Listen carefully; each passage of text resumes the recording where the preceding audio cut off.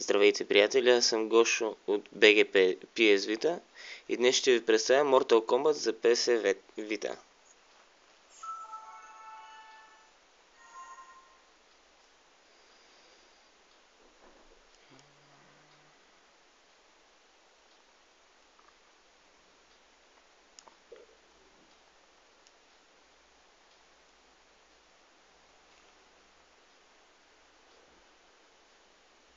Играта излезе доста отдавна, общо взето горе-долу, когато излезе и конзолата.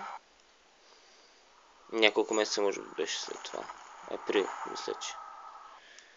За мен тя е много добра, много добър порт. Все пак е една от първите игри.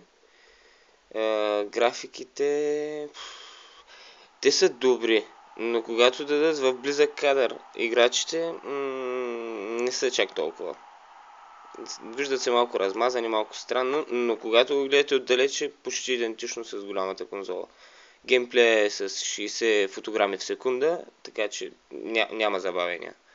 Върви доста добре. Има, освен всичко, което има в голямата конзола, има и още една кула на предизвикателствата, която е със специфични за PS Vita характеристики, с тъч контрола, с хироскопа. Ще видите, различни са. Така, нека да започнем с една битка. Ще направя всъщност един так лидер. Ще направя една или две битки, може би. На експерт. За да видите как върви всъщност. Ще използвам Джакс и Скорпион като начало. Ще играя на експерт. Не съм много добър, затова не искам да има в коментарите това направи, онова не направи. Плюс това, между другото, е доста трудно, когато записваш, да гледаш едновременно как върви записа и какво правиш. Така.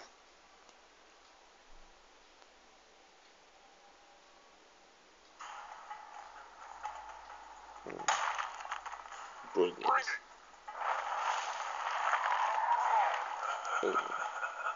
Всъщност, играта върви дори с всички DLC абсолютно безплатно, които в последствие бяха излезли за конзолата. Така че, доста неща има вътре. Има какво да се прави. Аз лично предпочитам Story мода.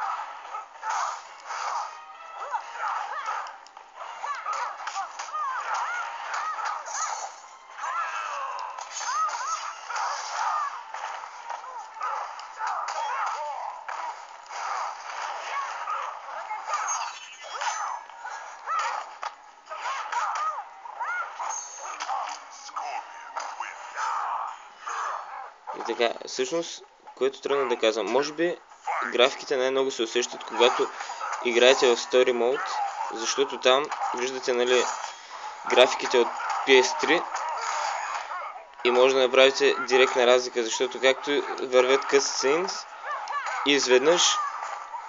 изведнъж вече виждате какви са графиките в PS Vita. Но това не е голям проблем, повярвайте ми. Когато играете, ще забравите за графиките.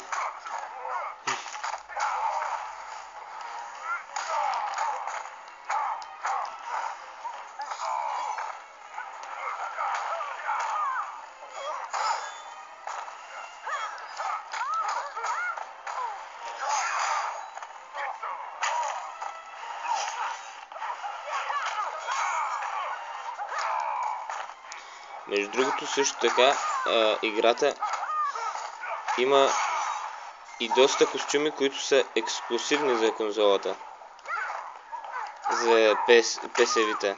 За никой друга не бяха изкарвани. Които след малко ще ви покажа всъщност в следващата битка. Някои от тях. Мисля, че всеки от играчите, които са били в Mortal Kombat 1, 2 и 3, имат своите собствени 1, 2 и 3 плюс костюми, които в голямата конзола ги няма, за 3 ги няма. И отделно имат DLC играчите, всъщност имат допълнителни костюми, които за PlayStation 3 и Xbox 360 никога, така и никога не ги издадоха. Така че са ексклюзивни за тук. Сега ще ви покажа всъщност на Mortal Kombat 3. Не. Ще използвам... и между другото за Mortal Kombat 3 изглеждат невероятно костюмите за мен. Ще използвам може би Smoke, Mortal Kombat 3 и Sub-Zero. Защото на него най-много се личи. Понеже има дори Sub-Zero без маска. Костюм. От Mortal Kombat 3.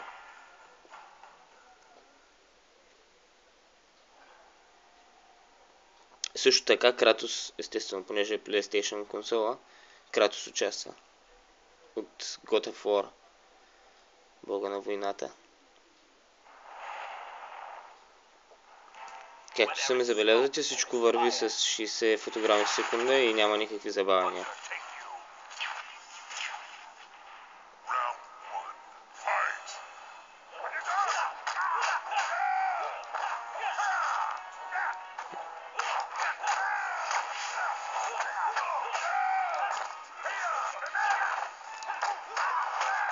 Ето го костюма, за което ви говорех.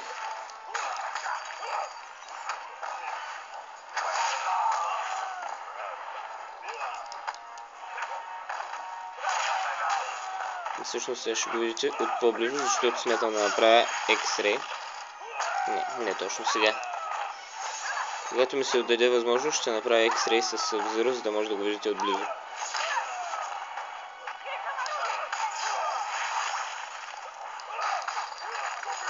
Ето.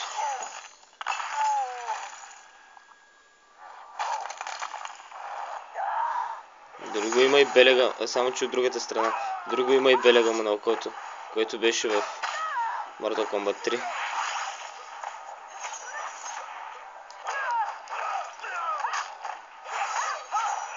Да ви кажа честно, на мен тази игра повече ми харесва, отколкото десятката, Mortal Kombat 10.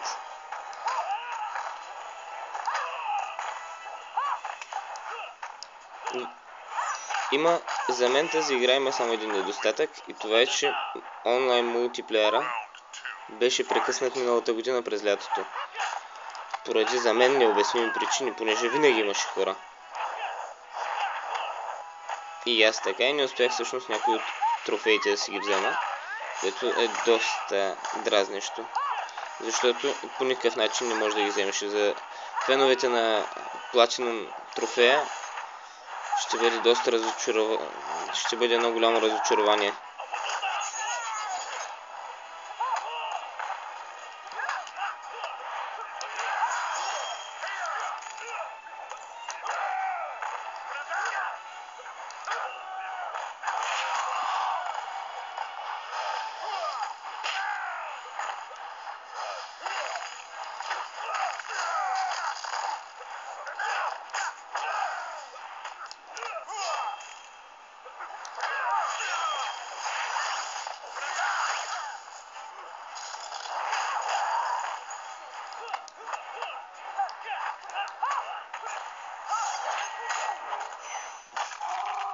Много ме кефят екстреловете.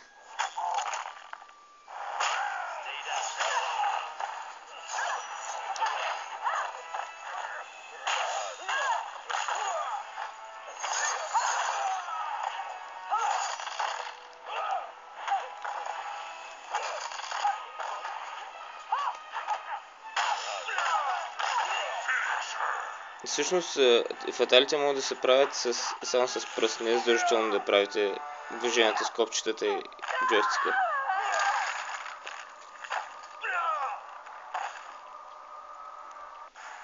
Sub-Zero wins. Fatality. Така, сега ще смятам да ви покажа всъщност едно от новите предизвикателства в новата кола на предизвикателствата, която има около 150, мисля, че бяха, да.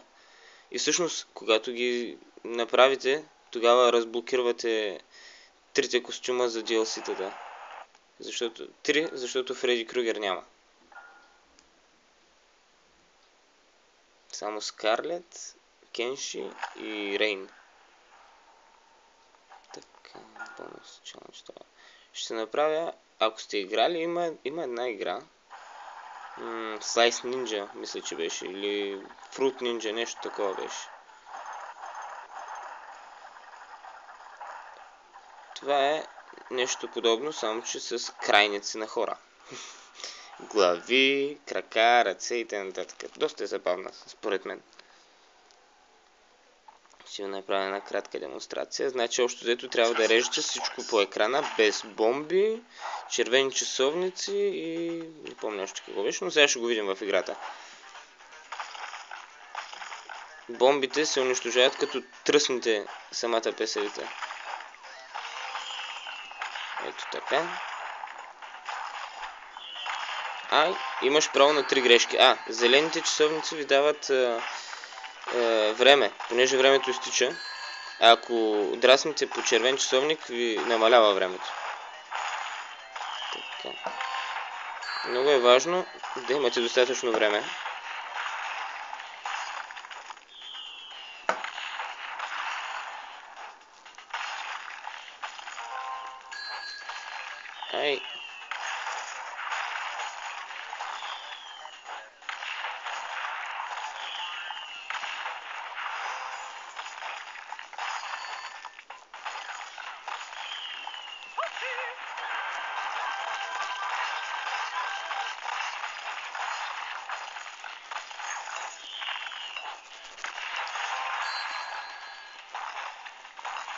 Може и да не мога да направя това. Не успях, съжалявам. Много е трудно да го направя докато записвам. Може би нещо друго, да видим момент. Някои от другите предизвикателства, които са типични за PC-та.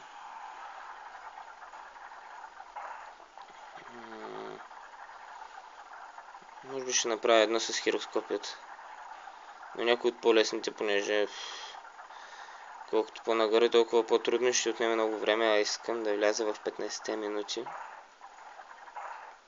Така, тук трябва да има някъде. Ето, примерно това.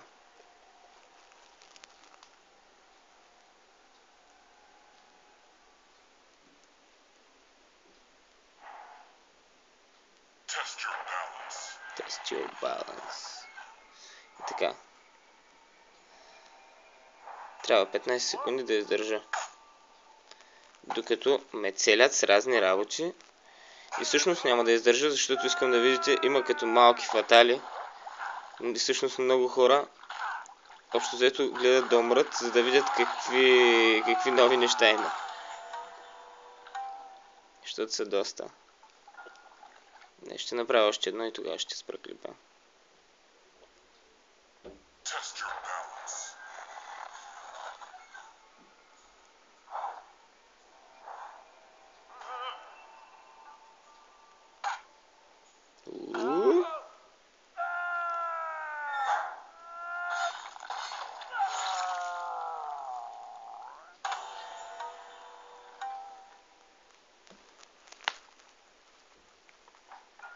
И така, приятели, това е общо взето Mortal Kombat за PlayStation Vita.